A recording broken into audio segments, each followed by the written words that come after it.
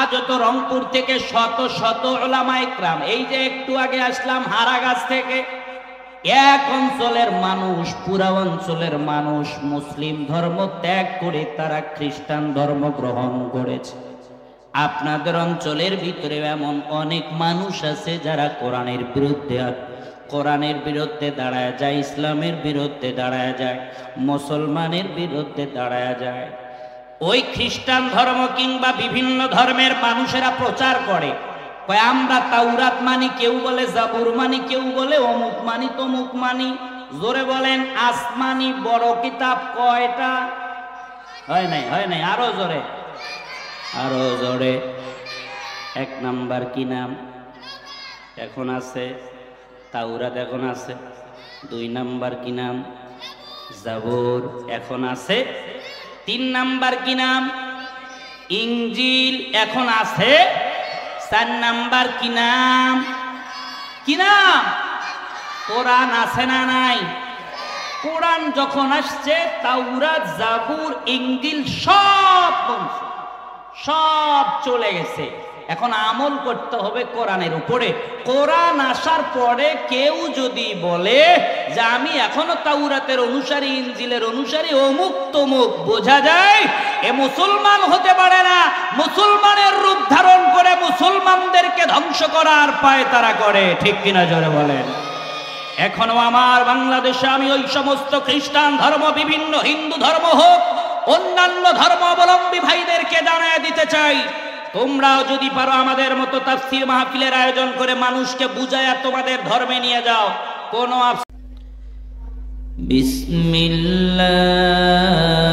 বিসমিল্লাহির রহমানির রহিম।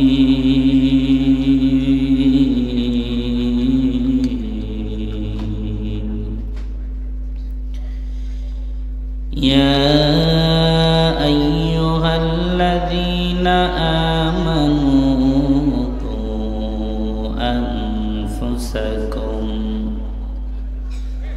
قوا أنفسكم وأهليكم نارا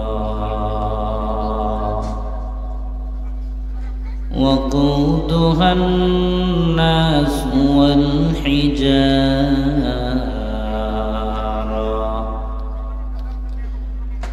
عليها ملائكة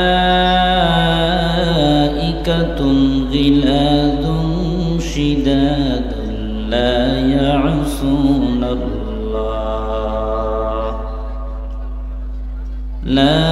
يعصون الله ما أمرهم ويفعلون ما يؤمرون.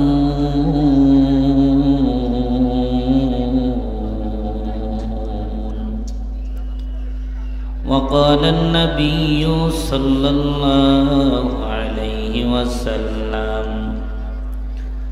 طلب العلم فريضة على كل مسلم، أو كما قال النبي عليه الصلاة والسلام.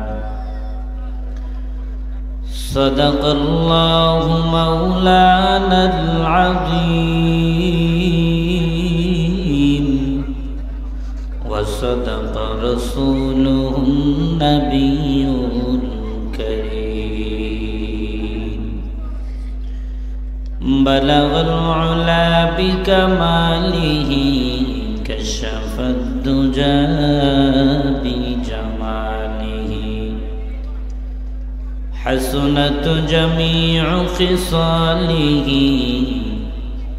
صلوا عليه وآله. لا إله إلا الله، لا إله إلا الله، لا إله إلا الله، لا إله লা ইলাহা ইল্লাল্লাহ লা ইলাহা ইল্লাল্লাহ মুহাম্মাদুর রাসূলুল্লাহ সাল্লাল্লাহু আলাইহি ওয়াসাল্লাম সাল্লাল্লাহু আলাইহি ওয়াসাল্লাম सल्लल्लाहु अलैहि वसल्लम। कौनैन का मुख्तार खुदा तुमको बनाया,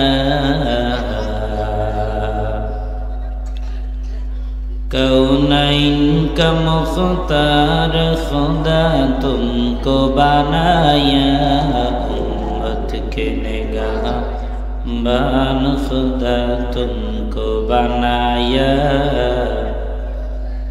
उम्मत के निगाहबान खुदा तुमको बनाया। या रब मेरे आँखों में समा जाए मदीना, मुद्दत से मेरा दिल में तमन्ना मदीना, मुद्दत से मेरा दिल में तमन्ना मदीना। तलवार बकट हो के निकल मैदान आसीर, तलवार बकट हो के निकल मैदान आसीर, दुश्मन के मुकाबिल तो लगाना नारे तकबीर, दुश्मन के मुकाबिल तो लगाना नारे तकबीर।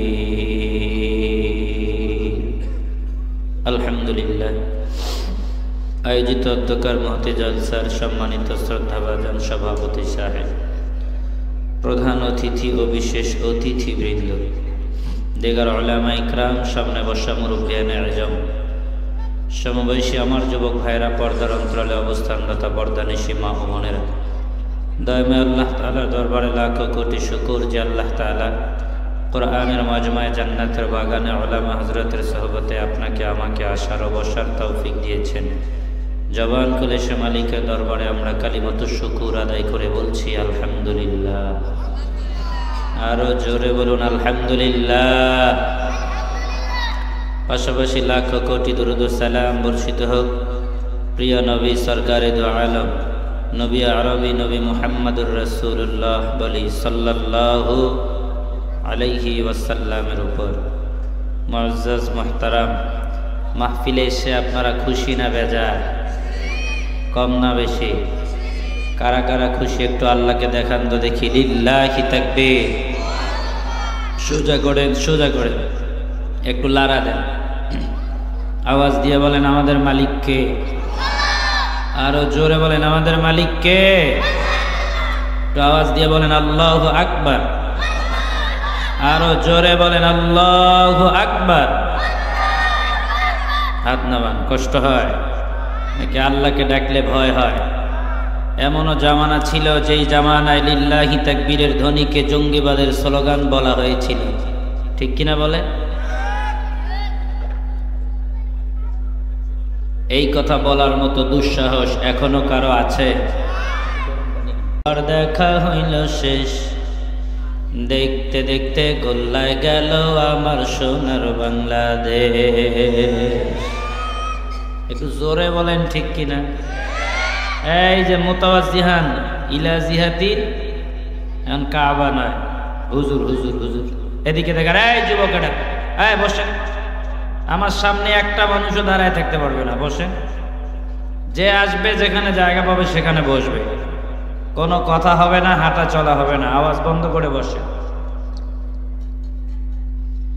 একই একই শেষ করেছি, সবার দেখা হইল শেষ।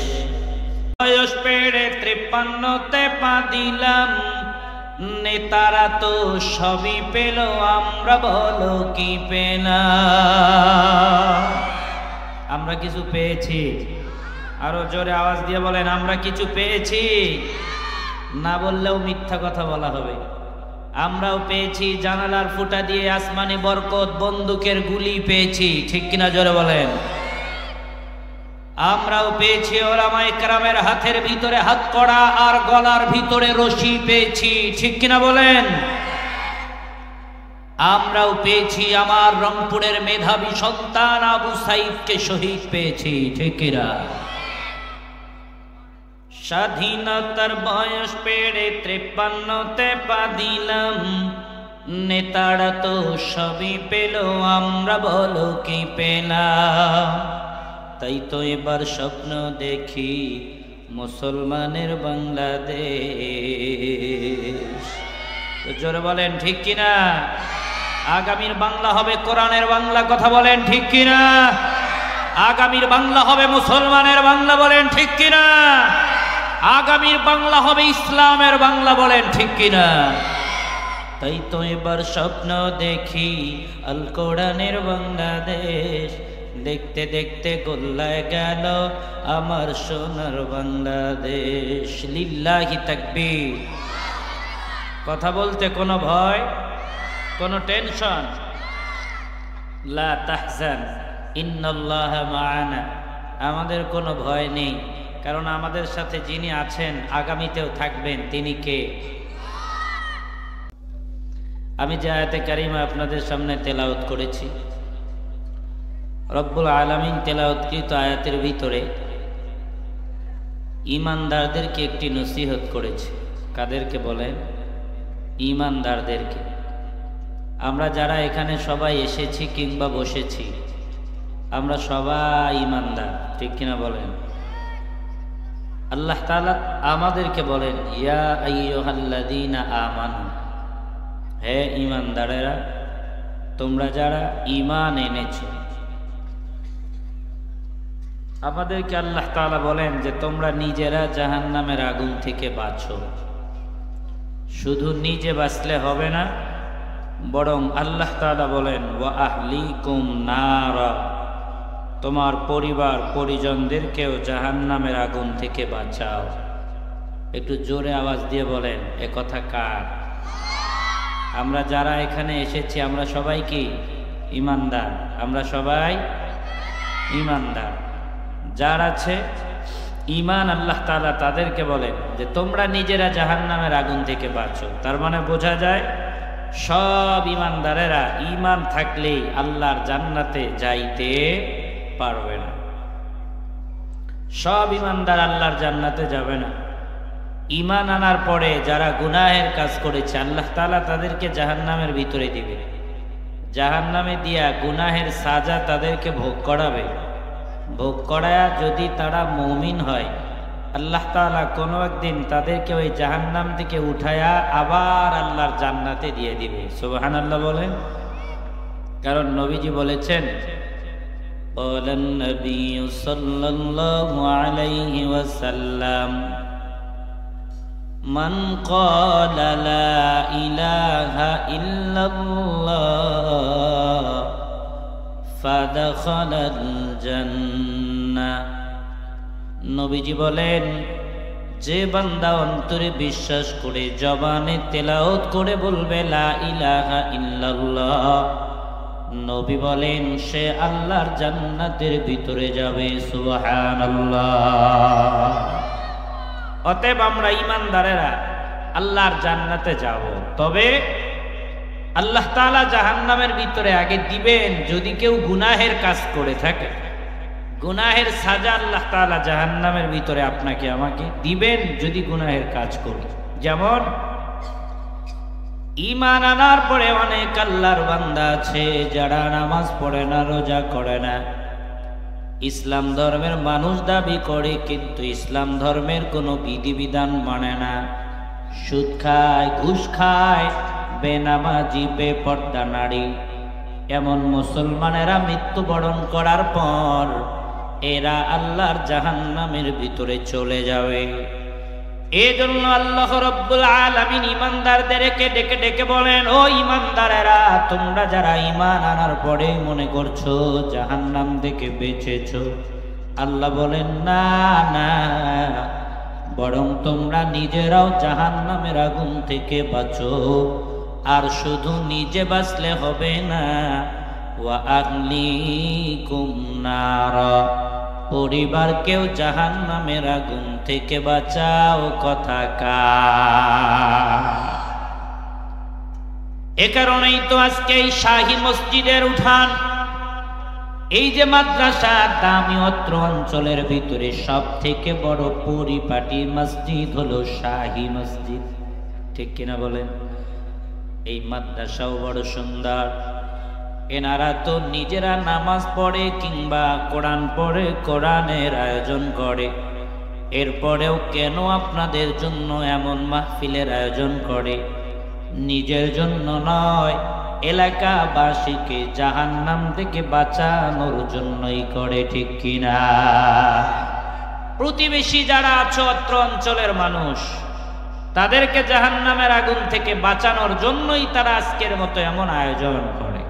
এটাও আল্লাহ তাআলার অর্ডার।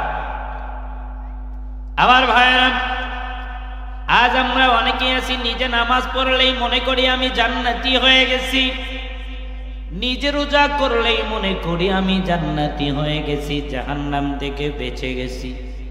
বরং আল্লাহ তাআলা বলেন, শুধু নিজে করলেই হবে না, নিজে নামাজ রোজা আদায় করলেই হবে না, বরং তোমার নিকটতম আত্মীয় স্বজন যারা আছে, পরিবার থেকে পরিবারের কাছে যারা, তাদেরকেও বলো, তোমার মহল্লাবাসীকেও বলো। নিজে বাঁচলেই হবে না, পরিবারকেও বাঁচাও।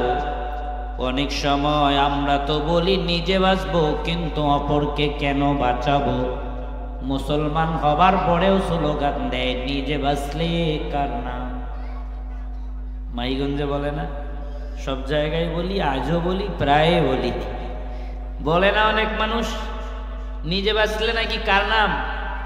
একটু আপনারা জোরে বলেন, নিজে বাঁচলে কার নাম? না না, আমি বলি নিজে বাঁচলেই যদি বাবার নাম হইতো, যুগে যুগে লক্ষাধিক পয়গম্বর আল্লাহ কেন জমিনের ভিতরে পাঠালো? সব পয়গম্বরেরা বেগুনাহ মাসুম, নবীদের জীবনে কোনো গুনাহ নাই। ঠিক কিনা? এরপরেও নবীরা দুনিয়ার জমিনে আসার পরে কত পয়গম্বর কত কষ্ট করেছে। এমনও আল্লাহর পয়গম্বর ছিল, আল্লাহর কথা বলার কারণে, কোরআনের কথা কিংবা ইসলামের কথা বলার কারণে, দ্বীনের কথা বলার কারণে কত পয়গম্বরকে কত নির্যাতন সহ্য করতে হয়েছে। এমনও পয়গম্বর জমিনের ভিতরে ছিল, মাথার উপর দিয়া কড়ার চলে গেল। এমনও পয়গম্বর জমিনের ভিতরে ছিল, মাছের পেটের ভিতরে ঢুকতে হলো। এমনও আল্লাহর পয়গম্বর জমিনের ভিতরে ছিল, বেঈমানেরা তাকে আগুনের ভিতরেও ফেলায়া দিল। আগুন জ্বালা কার না জ্বালা এটা পরের কথা, কারণ আগুন তো জ্বালাইতে পারে না। আওয়াজ দিয়া বলেন তো, যিনি জ্বালানোর মালিক তিনি কে? এই যে বড় ভাই, আর একটু মাস্টার বাড়ান, হয়নি, আর একটু বাড়ান। আমার এই দুইটাতে কেন জানি একটু কম, এই যে বামেরটাতে নাই, একটু আসেন দেখেন, আর একটু বাড়ান। আলহামদুলিল্লাহ, আরো বাড়ান, দেখি যা আছে আজ কপালে। কেটে গেলে কিনে দিব, ভালো হলে বকশিস দিব। দোয়া করি মাইকলার যদি একটা বউ হয় দুনিয়াতে, আল্লাহ আরো 3টা বউ দেন। জোরে কোন আমিন। এই কিপটা মানুষ, আরো জোরে কোন আমিন। আল্লাহ যেন মরার পরে জান্নাতি বানায় দেন। জোরে বলেন আমিন। আলহামদুলিল্লাহ। ভাই আমার খুব মহব্বতের মানুষ, এজন্য জ্বালাই। আমার ভাইয়েরা, বলতেছিলাম, বলেন তো জ্বালানোর মালিক যিনি তিনি কে? পয়গম্বর ইব্রাহিম আলাইহিস সালাতু ওয়াস সালাম কে আগুনের ভিতরে ফেলানো হয়, আর আল্লাহ রাব্বুল আলামিন আগুনকে অর্ডার করে দেয়। আল্লাহ বলেন, কুল্লা ইয়া নারু কুনি বারদান ওয়াস সালাম ওয়াস সালামান আলা ইব্রাহিম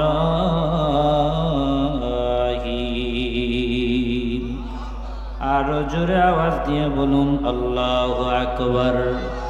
কাদের কুদ রুতুদারি বর কামাল আনতা রব্বি আনতা হাসবি জুল জালাল তুহি কাদের জলিলুল্লাহ জাহাদার বহর হালে তুহি মেরা নিগাদার। বলেন মারহাবা। ওই পয়গম্বরকে আগুনের ভিতরে ফেলানো হয় আর আল্লাহ রব্বুল আলামিন আগুনরে অর্ডার করে দেয় কুলনা ইয়া নার। আল্লাহ বলেন হে আগুন কুনি বারদা, তুমি ঠান্ডা হয়ে যাও। কেমন ঠান্ডা হবা? ওয়া সালামা, শান্তিদায়ক ঠান্ডা হয়ে যাও, যাতে আমার পয়গম্বরের কম্বলের প্রয়োজন হয় না, যাতে আমার নবীর জন্য লেপের প্রয়োজন হয় না, কাতার প্রয়োজন হয় না, রুম হিটারের প্রয়োজন হয় না। ওয়া সালামান আলা ইব্রাহিম। আল্লাহ বলেন কার জন্য ঠান্ডা হবা? আমার নবী ইব্রাহিমের জন্য ঠান্ডা হয়ে যা। আমার ভাইরা, আল্লাহ যদি না বলতো আলা ইব্রাহিম, আমার নবী ইব্রাহিমের জন্য ঠান্ডা হয়ে যাও, কিয়ামত পর্যন্ত চুলার ভিতরে যত মানুষ আগুন জ্বালা, কোনো চুলার ভিতরে আগুন জ্বলতো না। আল্লাহু আকবার। আমার ভাইরা, ওই যে বলতেছিলাম শুধুমাত্র ইব্রাহিম পয়গম্বর কি নয়, এমনকি আমার আপনার পয়গম্বর, যেই নবীর জীবনে নবুয়তের আগেও কোনো গুনাহ নাই, পরেও কোনো গুনাহ নাই, ওই নবীকে পর্যন্ত বেঈমানেরা কত কষ্ট দিয়েছে। তায়েফের ময়দানে আমার আপনার পয়গম্বরকে কাফেররা এত কষ্ট দেয়। আম্মা জান আয়েশা সিদ্দিকা রাদিয়াল্লাহু তাআলা আনহা বলে, আমি একদিন দেখি নবীর সিনার ভিতরে শুধু দাগ আর দাগ, কালো কালো জখম হয়ে আছে। আম্মা জান আয়েশা বলে, আমি নবীজিকে বললাম, নবী বলেন তো আপনার কি ছোটবেলা বসন্ত কিংবা এমন কোন রোগ হয়েছিল কিনা, কিসের এত দাগ? নবী আমার বলে, আয়েশা ছোটবেলা আমার বসন্ত কিংবা এমন কোন রোগ হয়নি। আয়েশা বলে, কেন তাহলে এত দাগ? একটু জানতে ইচ্ছা হয়। দয়ার নবী, মায়ার নবী কয়, ও আয়েশা রে, শোনো শোনো, আমি যখন তায়েফের ময়দানে কোরআনের দাওয়াত নিয়ে যাই, ওই তায়েফের দুষ্ট পোলাপানেরা আমার শরীরের ভিতরে পাথর মেরে শরীর ক্ষত বিক্ষত করে দিয়েছে।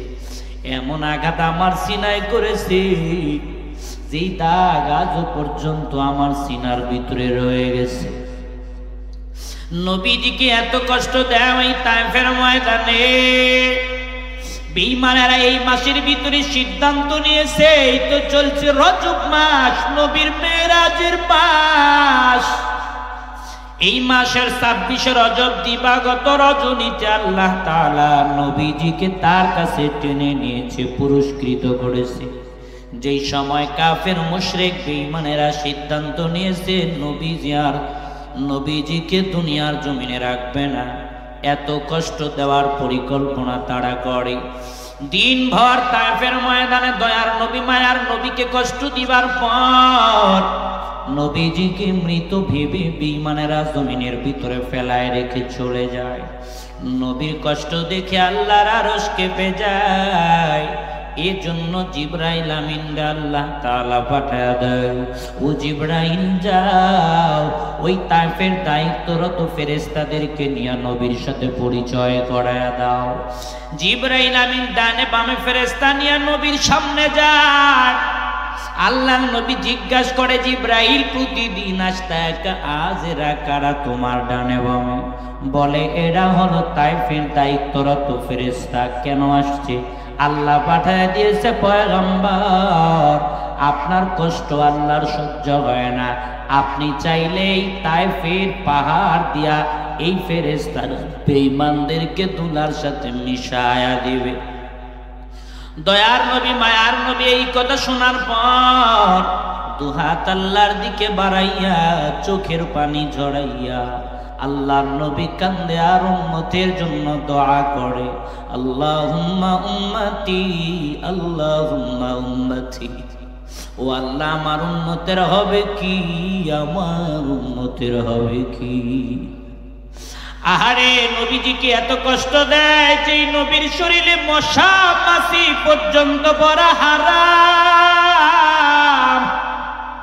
ওই নবীকে পর্যন্ত বেঈমানেরা মসজিদের ভিতরে নবীর গলায় গামছা পেঁচাইয়া আমার আপনার পয়গম্বরকে শেষরায় নেয়।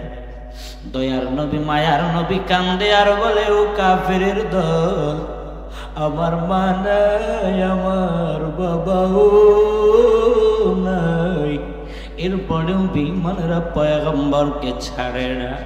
এ বন্ধু, নিজে বাঁচলেই যদি বাবার নাম হয়, নবী আমার কেন এত কষ্ট করেছে, নিজে তো জান্নাতি। বলে নিজের জন্য নয়, উম্মতকে জাহান্নাম থেকে বাঁচাইয়া আল্লাহর জান্নাতে নিবার জন্য এত কষ্ট করেছে, ঠিক কিনা? আমার মায়েরা, এজন্যই তো সেই নবী আজকে জমিনের ভিতরে নাই। তবে আল্লাহর কোরআনের ভিতরে আল্লাহ বলেন, ইন্নামা ইয়াখশাল্লাহা মিন ইবাদিহিল উলামা।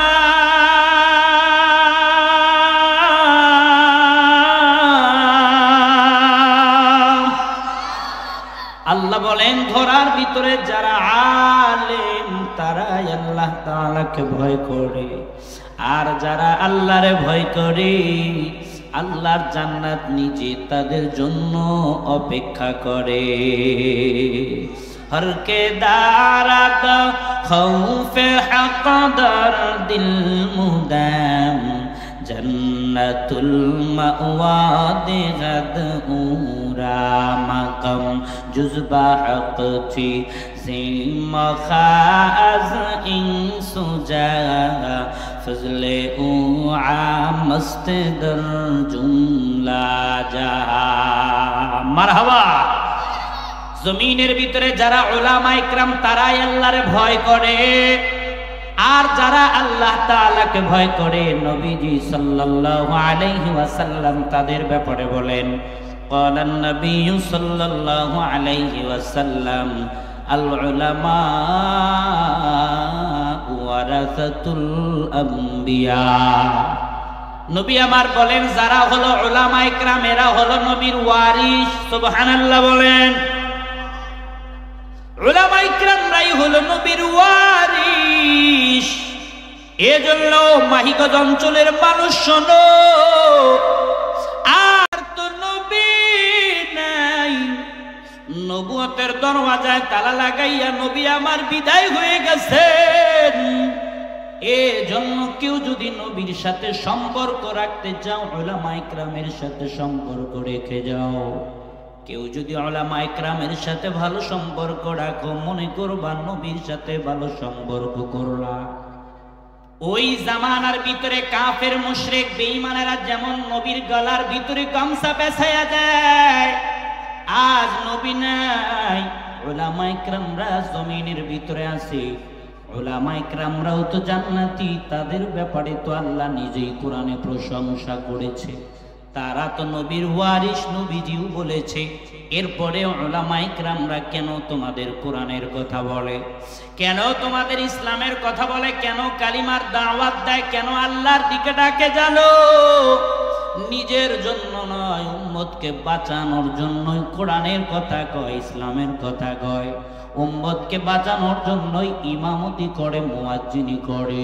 উম্মতকে বাঁচানোর জন্যই মাদ্রাসা বানায়, মক্তব বানায়। জোরে কোন ঠিক কিনা? উম্মতকে বাঁচানোর জন্য ইসলামী আন্দোলনের কথা বলে। ওই জামানায় বেঈমানেরা যেমন নবীর গলায় গামছা পেঁচাইয়া দেয়, আজও অনেক সময় দেখা যায় জামানার জালেমেরা উলামা ইকরামের হাতের ভিতরে হাতকড়া পরাইয়া দিয়েছে। কথা বলেন না কেন? আজও জামানার যারা জালেমেরা উলামা ইকরামদের বিরুদ্ধে কথা কয়, উলামা ইকরামের বিরুদ্ধে মামলা দেয়, হামলা দেয়, উলামা ইকরামকে জেলখানায় বন্দী করতে চায়। আমি স্পষ্ট ভাষায় জানায়া দিতে চাই, ওই জামানায় নবীর গলায় যেমন গামছা পেঁচায়া দেয়, আজও যদি উলামা ইকরামের গলার ভিতরে রশি যতই পেঁচায়া দেওয়া হোক না কেন, এরপরেও আল্লাহর জমিনে খাঁটি যারা আলেম, এরা মরতে রাজি, জীবন দিতে রাজি, আল্লাহ সত্যে রাজি না। ঠিক কিনা জোরে বলেন? আমার ভাইয়েরা নিজের জন্য করে না, কাদের জন্য করে? উম্মতের জন্য। বলেন না, কাদের জন্য?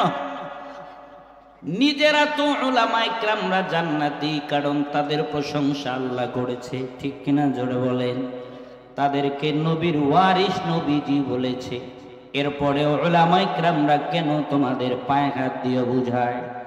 আজ তো রংপুর থেকে শত শত উলামা ইকরাম, এই যে একটু আগে আসলাম হারাগাছ থেকে, এক অঞ্চলের মানুষ, পুরা অঞ্চলের মানুষ মুসলিম ধর্ম ত্যাগ করে তারা খ্রিস্টান ধর্ম গ্রহণ করেছে। আপনাদের অঞ্চলের ভিতরে এমন অনেক মানুষ আছে যারা কোরআনের বিরুদ্ধে দাঁড়ায় যায়, ইসলামের বিরুদ্ধে দাঁড়ায় যায়, মুসলমানের বিরুদ্ধে দাঁড়ায় যায়। ওই খ্রিস্টান ধর্ম কিংবা বিভিন্ন ধর্মের মানুষেরা প্রচার করে, কয় আমরা তাওরাত মানি, কেউ বলে জাবুর মানি, কেউ বলে অমুক মানি, তমুক মানি। জোরে বলেন, আসমানি বড় কিতাব কয়টা? হয় নাই, আরো জোরে, আরো জোরে। এক নাম্বার কি নাম? এখন আছে তাওরাত, এখন আছে। দুই নাম্বার কি নাম? জাবুর, এখন আছে। তিন নাম্বার কি নাম? ইনজিল, এখন আছে। চার নাম্বার কি নাম? কি নাম? কোরআন আছে না নাই? কোরআন যখন আসছে, তাওরাত, জাবুর, ইনজিল সব চলে গেছে। এখন আমল করতে হবে কোরআনের উপরে। কোরআন আসার পরে কেউ যদি বলে যে আমি এখনো তাওরাতের অনুসারী, ইনজিলের অনুসারী, অমুক তমুক, বোঝা যায় এ মুসলমান হতে পারে না। মুসলমানের রূপ ধারণ করে মুসলমানদেরকে ধ্বংস করার পায় তারা করে। ঠিক কিনা জোরে বলেন? এখনো আমার বাংলাদেশে আমি ওই সমস্ত খ্রিস্টান ধর্ম, বিভিন্ন হিন্দু ধর্ম হোক, অন্যান্য ধর্মাবলম্বী ভাইদেরকে জানায় দিতে চাই, তোমরাও যদি পারো আমাদের মতো তাফসীর মাহফিলের আয়োজন করে মানুষকে বুঝায়া তোমাদের ধর্মে নিয়ে যাও, কোনো অপশন। কেউ যদি যায়, যদিও আমি চাই না কেউ যাবে, কারণ পৃথিবীতে একটাই ধর্ম, যেই ধর্ম আল্লাহর কাছে, সেই ধর্মের নাম কি? কি নাম? আমাদের ধর্মের কি নাম? ইন্নাদ-দীনা ইনদাল্লাহিল, একটু জোরে বলেন, আমাদের ধর্মের কি নাম? আল্লাহ। যারা কয় না ইসলাম ধর্মের অনুসারী হয়ে এদের যেন মরণ হয় না, এই জোরে আওয়াজ দিয়ে বলেন, ধর্মের পরিচয় দিতে কোনো কষ্ট আছে? কোনো লজ্জা আছে? কার পাশে কে কথা বলে না? একটু জোরে বলেন, আমাদের ধর্মের কি নাম? আরো জোরে, কি নাম? ইতিপূর্বে তো এমনও ছিল, ধর্ম যার যার, উৎসব সবার। আমিও বলি তাহলে বিয়ে যার যার, বউ সবার। কথা কয় না কে? একটু জোরে কর। বলেনি ধর্ম যার যার। কত বড় জালেম, কত বড় নিকৃষ্ট ব্যক্তি। অথচ আমি বলি আমার সমাজে যদি তাই হয়, আমরা অনেক সময় তাদের ধর্মে গিয়ে মন্দিরে যাই, অমুক করি তমুক করি। আপনার ধর্ম পালন করার জন্য শুক্রবারে শাহী মসজিদে কয়জন ভিন্ন ধর্মের ভাইয়েরা নামাজ পড়তে আসছে? একজন আসছে? মিথ্যা কথা বললে জবাব দিতে হবে আল্লাহর কাছে। জোরে বলেন, একজনও আসছে? আরো জোরে, একজনও আসছে? অথচ তাদের পূজা দেখতে মুসলমান একটাও যায় না। হ্যাঁ, মাহিগঞ্জে যায় না। একটু জোরে বলেন। তাদেরটা তো তাদের কাছে ঠিক আছে, তাদের ধর্ম তাদের কাছে, আমাদেরটা আমার কাছে। ধর্ম যার যার, উৎসব তার তার। কথা কয় না কে? কথা কয় না কে? আমরা তাদের ধর্মের কোন অনুষ্ঠান পালন করতে বাধা দেই না, বরং বাংলাদেশ এটা এমন একটা দেশ, আমার দেশে ভিন্ন ধর্ম অবলম্বী যারা আছে আমরা তাদেরকে জামাই আদরে লালন পালন করি। কথা বলেন না কেন? আমরা করি তাদের জামাই আদর, বর্তমানে সেজে যাচ্ছে তারা লেজ ছাড়া বাদর। কথা বলেন না কেন? আমরা দেই তাদের উপাসনালয়গুলা পাহারা, মন্দির পাহারা, গির্জা পাহারা, আর আমাদের ঈমান নষ্ট করার জন্য তারা হয়ে আছে দিশেহারা। কথা বলেন না কেন? যদি মাহফিল দিয়া বুঝায়া আপনি তাদেরকে নিতে পারেন তাহলে মারহাবা আপনাকে, কিন্তু গোপনে গোপনে চোরের মতো আমার মুসলমান গরিব অসহায় যারা আছে তাদের কাছে 2000 টাকা 1000 টাকা একটা গরু একটা সেলাই মেশিন দিয়া হাঁটু আর পাজরের ভিতরে দাগ দিয়া মুসলিম ধর্ম থেকে চুপে চুপে তাকে আপনি অন্য ধর্মের ভিতরে নিয়ে যাবেন। আমি স্পষ্ট ভাষায় জানিয়ে দিতে চাই, রংপুর অঞ্চলের ভিন্ন ধর্মাবলম্বী ভাইয়েরা শোনো, এটা বাংলাদেশ, এটা ভারত নয়। ঠিক কিনা জোরে কর? আমরা যেমন তোদের পাহারা দিতে জানি, বাংলার তাওহীদি জনতা যদি খেপে যায় তোদেরকে তোদের মামুর বাড়িতেও পাঠিয়ে দিতে পারি। এক অঞ্চলের ভাইয়েরা সব খ্রিস্টান হয়ে গেছে, শত শত ওলামায়ে কেরাম সেই অঞ্চলে গিয়েছে, আমি নিজেও গিয়েছিলাম। হাজার হাজার মানুষ পায়ে হাত দিয়ে বুঝায়, হাতে হাত রেখে বুঝায়। ও আমার ভাইয়েরা, আপনাদের কাছে বলছি, 2, 4, 5, 10 হাজার টাকার জন্য যারা নিজেদের ঈমানকে বিক্রি করে দিচ্ছ, পৃথিবীর সব সম্পদ যদি এক পাল্লায় দেওয়া হয় আর মুমিনের ঈমান যদি এক পাল্লায় দেওয়া হয়, ঈমানের চেয়ে দামি আর কিছু হতে পারে? তারা তাদের ধর্ম পালন করছে, করুক, কোনো সমস্যা নাই। তুমি মুসলমান হয়ে কেমনে খ্রিস্টান ধর্ম কেমনে গ্রহণ করবে? মহিলা প্যান্ডেলে জায়গা নেই, আলহামদুলিল্লাহ। মাদের দিল নরম, মায়েরা একটু চেপে চেপে বসেন, আলহামদুলিল্লাহ। মায়েরা আপনারা চেপে চেপে বসেন, মাদের জায়গা হচ্ছে না। পুরুষ বাবারাও জায়গা একটু পরে, এখনই হচ্ছে না, আরো হবে না।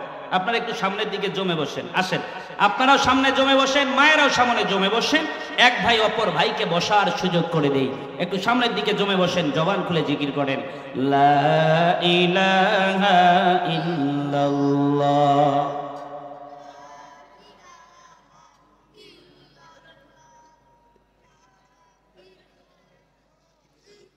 লা ইলাহা ইল্লাল্লাহ, লা ইলাহা ইল্লাল্লাহ,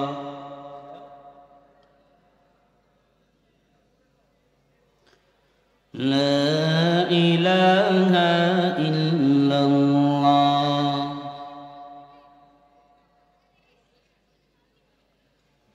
লা ইলাহা ইল্লাল্লাহ, মুহাম্মাদুর রাসূলুল্লাহ। বলেন সাল্লাল্লাহু আলাইহি ওয়াসাল্লাম। কষ্ট হয়? তাহলে একটু জোরে বলেন, আমাদের ধর্মের কি নাম? কোনো হিন্দু ভাই আমার শত্রু নয়, কোনো খ্রিস্টান ভাই আমার শত্রু নয়, কোনো বেঈমানেরা আমার শত্রু নয়, এরা আমার সবাই দেশের জাতীয় ভাই। ঠিক কিনা? জোরে বলেন, জোরে বলেন। কিন্তু আমি বুঝার জন্য বলছি, যারা ইসলাম ধর্মের মানুষদেরকে ভিন্ন দিকে আল্লাহর কথা বলেই নিয়ে যেতে চায়, তারা কি কখনো মুসলমানের বন্ধু হতে পায়? বন্ধু হতে পায়? কোরআন যখন এসেছে, এখন একমাত্র মুসলমানের সংবিধান, যার নাম হলো কোরআন। জোরে বলেন, আমাদের সংবিধানের কি নাম? একটু জোরে বলেন, কি নাম? কোরআন। আমার ভাইয়েরা, ওই যে বলতেছিলাম, কেন উলামায়ে কেরামরা মানুষকে বুঝায়, কেন তোমাদের দাঁড়ে দাঁড়ে যায়?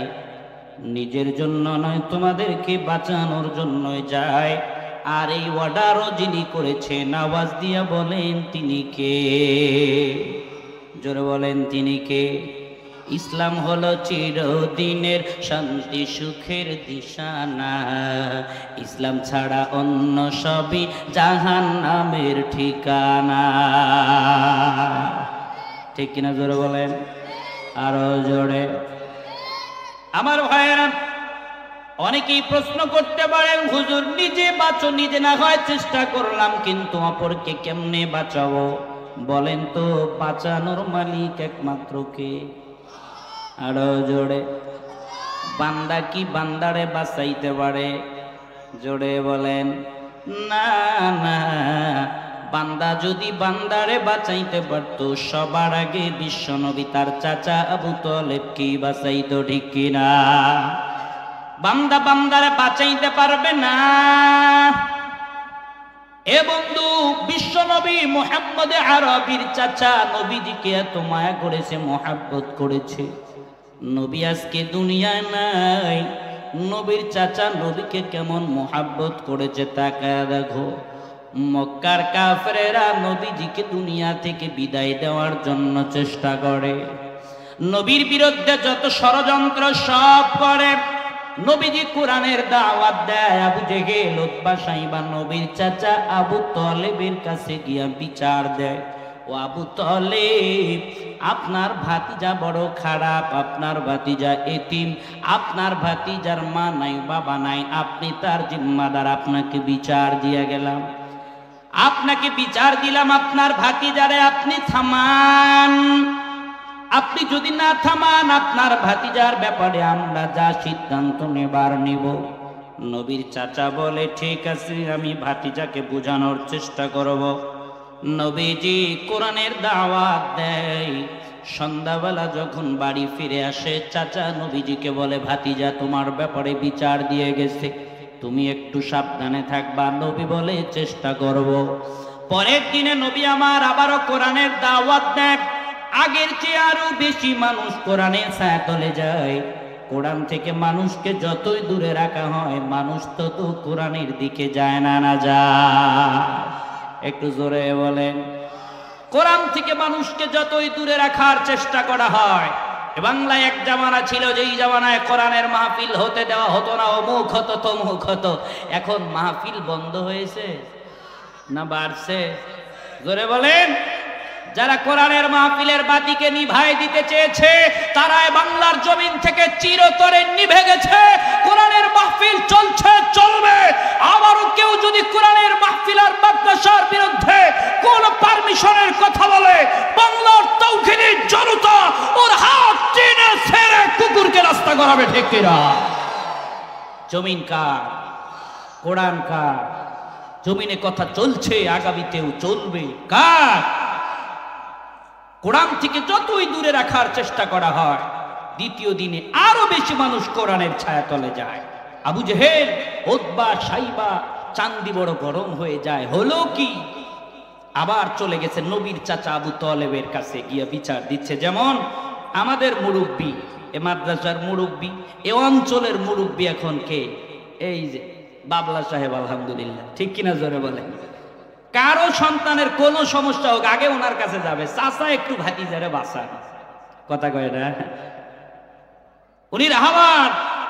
ঠিক তেমনি চলে গেছে নবীর চাচার কাছে, গিয়া বলতেছে, আপনার ভাতিজার ব্যাপারে আপনাকে গতকাল বিচার দিয়েছি, আপনি বিচার করেননি। আরো বেশি মানুষ আপনার ভাতিজা, আপনার ধর্মের দিকে, আপনার ভাতিজার ধর্মের দিকে নিয়ে যায়। এই কথা বলে বলে প্রত্যেক পরিবারে দ্বন্দ্ব লাগায় দিয়েছে। দেখা যায় যে স্বামী কালিমা গ্রহণ করেছে তো স্ত্রী করে নাই, স্ত্রী করেছে তো স্বামী করেনি। আপনি আপনার ভাতিজারে সামলান, যদি না সামলান, বলে আজ আমরা আর একাই আসিনি, আমরা সবাই চলে আসছি, আপনার বাড়ির চতুর সাইডে ঘেরাও করেছি। আপনি যদি আপনার ভাতিজারে না সামলান, আমরা এই যে অবরোধ করছি, কেউ বলে আপনার ভাতিজার হাত ভাঙবো, কেউ বলে পা ভাঙবো, কেউ আবার বলে আপনার ভাতিজাকে হত্যা করে ফেলবো। নবীর চাচা আবু তালেব ইসলাম গ্রহণ না করলে হবে কি? ভাতিজার মোহাব্বত তার অন্তরের ভিতরে এমন রয়, আল্লাহু আকবার বলার জন্য রেডি থাকেন। চাচা এবার বলে, শোনো, আমি বেঁচে থাকতে আমার ভাতিজার হাত ভাঙবে তো দূরের কথা, পা ভাঙবে তো পরের কথা। আমার ভাতিজার দিকে যদি কেউ আঙ্গুল উঠাও, আমি আবু তালেব জিন্দা থাকতে তার ওই হাত জিন্দা রাখবো না। আল্লাহু আকবার। আরো জোরে আওয়াজ দিয়ে বলেন আল্লাহু আকবার। এবার বলেন, চাচার মোহাব্বত ভাতিজার প্রতি কম ছিল না বেশি? কম ছিল না বেশি? এজন্যই তো নবীজি সাল্লাল্লাহু আলাইহি ওয়াসাল্লাম হাদিসের ভিতরে বলেন, ক্বালান নবিয়্যু সাল্লাল্লাহু আলাইহি ওয়াসাল্লাম আম্মুর রাজুলি সিনহু আবি। নবীজি বলেন, চাচা হলো বাবার মতো। চাচা কার মতো? ওই জামানার চাচারা ছিল বাবার মতো, আর এই জামানার চাচারা হলো হিংস্র প্রাণীর মতো। কথা কয় না কে?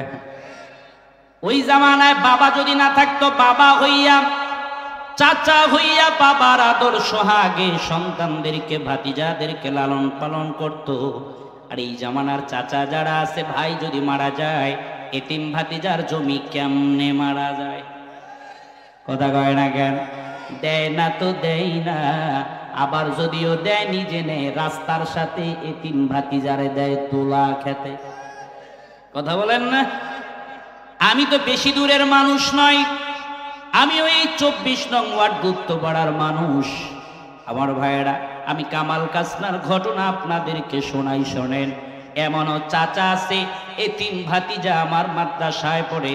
আলহামদুলিল্লাহ, আমি শুনলাম রোডের সাথে 1.5 কোটি টাকা যেই জমির শতক ভাতিজারে দেয় না, এমন জায়গায় দিয়েছে যেখানে কুত্তাও যায় না। এমন চাচা কি এ অঞ্চলে আছে? বোনের সম্পদ মেরে খায়, বোনের সম্পদ দিতে চায় না। বোন যদি মারা যায়, ভাগিনা ভাগিনীকে সম্পদ দিবে তো দূরের কথা। এজন্য ওই জামানার চাচাদের ব্যাপারে নবীজি বলে, আম্মুর রাজুলি সিনহু আবি, চাচা হলো বাবার মতো। আর এই জামানার চাচারা, আমি বলি এরা সিংহের মতো, হিংস্র প্রাণীর মতো। সবাই কিন্তু এমন না, অনেকেই ভালো। আপনারা যেমন খুব ভালো, আলহামদুলিল্লাহ। আমার ভাইয়েরা, এজন্য বলেন তো, নবীর প্রতি নবীর চাচা আবু তালেবের মোহাব্বত কম ছিল না বেশি? একটু জোরে বলেন। নবীর মেরাজের মাস চলছে, রজব মাস। নবী আমার এই মাসের ভিতরে আল্লাহ তাআলার সাথে দিদারে চলে গিয়েছিলেন। আমার ভাইয়েরা, যেই মাসের ভিতরে আবু জেহেল, উতবা, শাইবা তিন নবীকে আমার জমিনের ভিতরে শেষ করে দেওয়ার মতো পায়তারা করেছে, আল্লাহ তাআলা নবীজিকে সান্ত্বনা দেওয়ার জন্য নবীর আল্লাহ তাআলার কাছে টেনে নিয়েছে। নবী আমার 7 তবক আসমান দেখেছে, জান্নাত দেখেছে, জাহান্নাম দেখেছে। এক এক আসমানে যাবার পরে এক এক জনের সাথে আল্লাহ নবীর সাথে দেখা হয়ে গেছে। এক আসমানে গিয়ে একজনের সাথে দেখা হয়ে যায়। নবী আমার বলে, ও জিবরাইল, বলো ইনি কে? বলে, ইনি হলো আদম পয়গম্বর। বলে, এই লোকটা ডানে তাকাইলে হাসে, বামে তাকাইলে কেন তার চেহারা এমন হয়ে যায়? জিবরাইল আমিন ডেকে বলে, পয়গম্বর, ওই আদম পয়গম্বরের ডান দিকের মানুষগুলা হলো জান্নাতি, তাই ডান দিকে তাকাইলে উনি হাসে, ওনার ছেলের জান্নাতে অবস্থান দেখে। বাম দিকের মানুষগুলো হলো জাহান্নামী, বাম দিকে তাকাইলে আদম পয়গম্বরের চেহারা কেমন জানি হয়ে যায়। আল্লাহ যেন আমাদেরকে আদম পয়গম্বরের ডানে থাকার তৌফিক দান করে, বলেন আমিন। আমার ভাইয়া, বেশি লম্বা কথা নাই, যে বলতেছিলাম, যেই নবীকে এই মাসের ভিতরে দুনিয়ার জমিন থেকে বিদায় দেওয়ার জন্য ষড়যন্ত্র করেছে, আর নবীর চাচা কাফের মুশরিক বেঈমানদের থেকে নবীজিদেরকে রক্ষা করার চেষ্টা করেছে। এবার বলেন তো, চাচার মোহাব্বত ভাতিজার প্রতি কম ছিল না বেশি? নবী আমার বলেন, ওই চাচা যেদিন দুনিয়ার জমিন থেকে চলে যায়, নবী আমার চাচার শিওরে বসে নবীজি বলেন, আমি আমার চাচাকে কালিমার দাওয়াত দেই, চাচা একটা বারের জন্য হলেও কালিমা পড়ে মারা যান।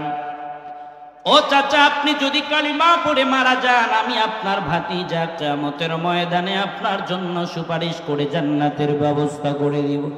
আর যদি আপনি কালিমা না পড়ে মারা যান, আমি আপনার ভাতিজা জামানার পয়গম্বর হতে পারি, কিয়ামতের ময়দানে আপনার জন্য আমি কিছুই করতে পারবো না।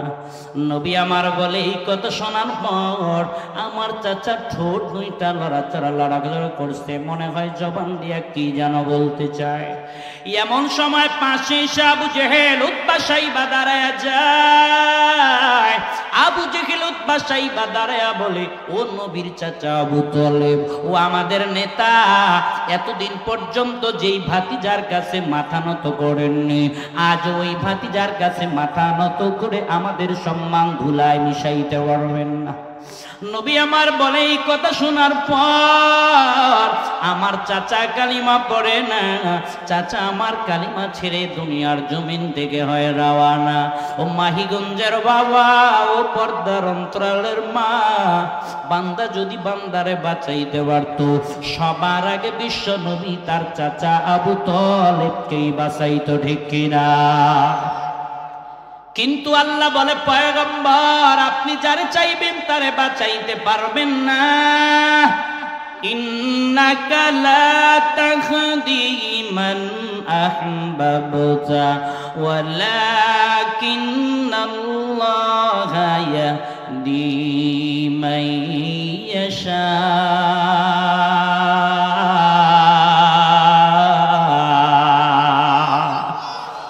আল্লাহ বলে পয়গম্বর আপনি যারে চাইবেন তারে বাঁচাইতে পারবেন না। আল্লাহ যারে চায় আল্লাহ তারে বাঁচায়। আওয়াজ দিয়া বলেন তো বাবা, হেদায়েত দেনেওয়ালা কে? আরো জোরে বলেন, হেদায়েত দেনেওয়ালা কে? বলতে পারেন হুজুর আপনি বললেন নিজেও বাঁচো অপরকেও বাঁচাও, আবার আপনি বললেন নিজে বাঁচতে পারবা কিন্তু অপরকে বাঁচাইতে পারবো না। আমরা তাহলে করব কি? আমরা যাব কোন পথে? এই প্রশ্নের জবাব আমার আপনার পয়গম্বর বিশ্বনবী সরকারে দু আলম হাদিসের ভিতরে দেয়।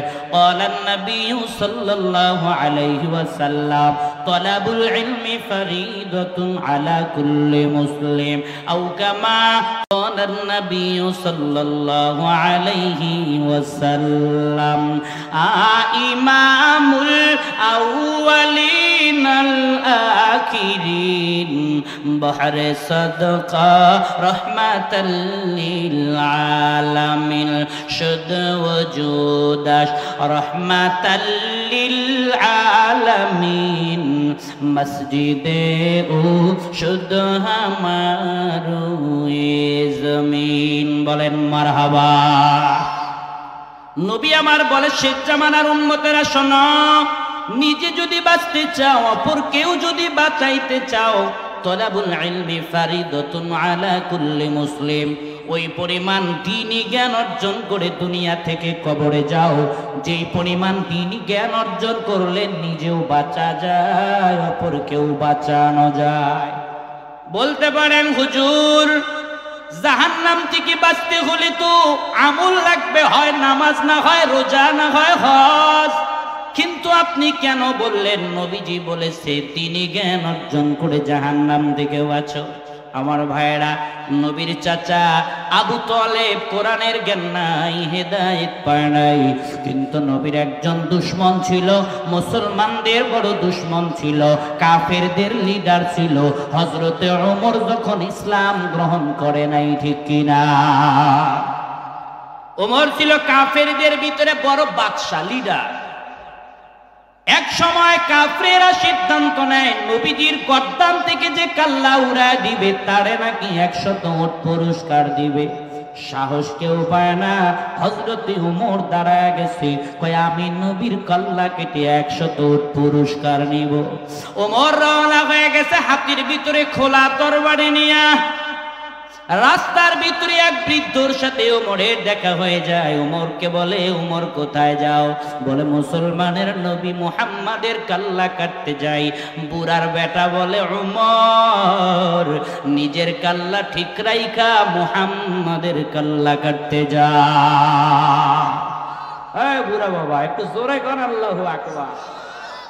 মানুষ বুড়া হলে পাওয়ার আছে। বুড়া মানুষরে কমজোর মনে করো যুবকেরা, বুড়া মানুষেরও পাওয়ার আছে। মানুষ যত বয়স তার যত ভারী হয়, ঈমান তার তত মজবুত হয়, ঠিক কিনা? জোরে বলেন। অনেক মানুষ আছে না বুড়া বয়সে মসজিদে যায়, এখন অনেকেই বলে কিরে তুই এতদিন কি করছিস আমি কি দেখিনি, এখন মরার সময় হয়েছে মসজিদে যা। আরে বেটা, ওনার ঈমানে ওনারে নিয়ে গেছে। কারণ মানুষের বয়স যত ভারী হয় ঈমানও তত কি হয়? মজবুত হয়। একটু জোরে কর না সুবহানাল্লাহ। এই যুবকেরা, হিংসা হয়, তুমিও তো বুড়া হবা। আর যদি নিয়াত না থাকে তাহলে বলো বদদুয়া দিয়ে যায়, যুবক বয়সে মারা যাবা। একটু জোরে কর সুবহানাল্লাহ। মুরব্বীদের সম্মান বাড়লে আমাদের সম্মান কমে না বাড়ে? এখন তো মুরব্বীদের সম্মান কি যুবকেরা জানেই না, কথা কয় না কেন? আমার ভাইয়েরা, হযরত উমর বলে নিজের কল্লা ঠিক রাইখা যাব মানে তুমিও মনে হয় তাহলে ওই মুহাম্মাদের কালিমা গ্রহণ করেছো, আগে তোমার কাল্লা উড়াই তারপরে মুহাম্মাদের দিকে যাই। এবার বুড়ার বেটা বলে নিজের বাড়ির খবর নাও তারপরে আমার দিকে আসো। এমন মানুষ আছে না? নাই। নিজের পিছনের ময়লা দেখার টাইম নাই, অন্যের পিছনে লেগে থাকে, আছে না? না, শুধু গিবত আর গিবত। কার গিবত কেমনে করা যায়? ওর নিজের যে কত দোষ আছে এটা দেখে না, শুধু অন্যের দোষ দেখে। চায়ের দোকানে বসে চা যদি খায় একটা, তো গিবত করে 100টা। কথা বলেন না কেন? আছে না? নাই। আবার খায় তো খায় স্টাইল, ওরে মাশাআল্লাহ। এক হাত দিয়ে খায় সিগারেট, আর এই হাত দিয়ে চা। সিগারেট খায় ডান হাত দিয়া, চা খায় কোন হাত দিয়া? আবার দাঁড়ায়া দাঁড়ায়া কয় গরু ছাগল কুত্তা সবাই খায় দাঁড়ায়া, আমি খাবো বসে, যতই নবী বলুক। মানুষ হইয়াও দাঁড়ায়া খায়, ডান হাত দিয়া সিগারেট, বাম হাত দিয়া চা। আছে না? নাই। কথা কয় না। ভালোটা খায় কোন হাত দিয়া? বাম হাত দিয়া। মন্দটা খায় কোন হাত দিয়া? ডান হাত দিয়া। আছে না? নাই। আবার খায় তো খায়, একটা লাগাই নিয়েই বাথরুমে যায়। ওর বাথরুমে নিয়ে না গেলে নাকি ক্লিয়ারই হয় না, কথা কয় না। বাথরুমে নিয়ে উপরে সারে ফু, নিচে সারে গু। লজ্জা করে না যে ডান হাত দিয়ে সিগারেট আর বাম হাত দিয়ে চা খায়? আল্লাহ জানে বাথরুমে গিয়ে ও কোন হাত দিয়ে ঘষাঘষি করে। ওর সাথে মুসাফা করা যাবে? বন্ধ, কথা কয় না কেন? কোন হাত দিয়ে খাবো? জোরে কয় না? আল্লাহ জানে এরা বাম হাত দিয়ে খায় নাকি। একটু জোরে কন, কোন হাত দিয়ে খাবো? আরো জোরে, কোন হাত দিয়ে খাবো? সিগারেট তাইলে খাবো বাম হাত দিয়ে, তাই না? যেটা যায় না এটা ডান হাত দিয়েও খাওয়া যায় না, বাম হাত দিয়েও খাওয়া যায় না, কথা কয় না কে? হুজুর এখন তো সিগারেট আর খাই না, এখন আমরা 3D খোর, এখন খাই গাঁজা। টানতে টানতে পাকা হয়ে গেছে ওর মাজা, কথা কয় না। এখন খাই ইয়াবা, এখন খায় জন্মদাতা বাবা। বাবা এত কষ্ট করে জন্ম দিছে, মাদ্রাসায় পড়াইয়া হুজুর বানায় নাই কেন? এই জন্য বাবা খায়া বাবার নামে বক্সে দেয়। বাবা খোর আছে না? নাই। গাঁজা খোর, ইয়াবা খোর খাওয়া যায়? কয় না। যারা খায় না তারা কয় না, যারা খায় এরা কথাই কয় না। একটু জোরে কন, খাওয়া যায়।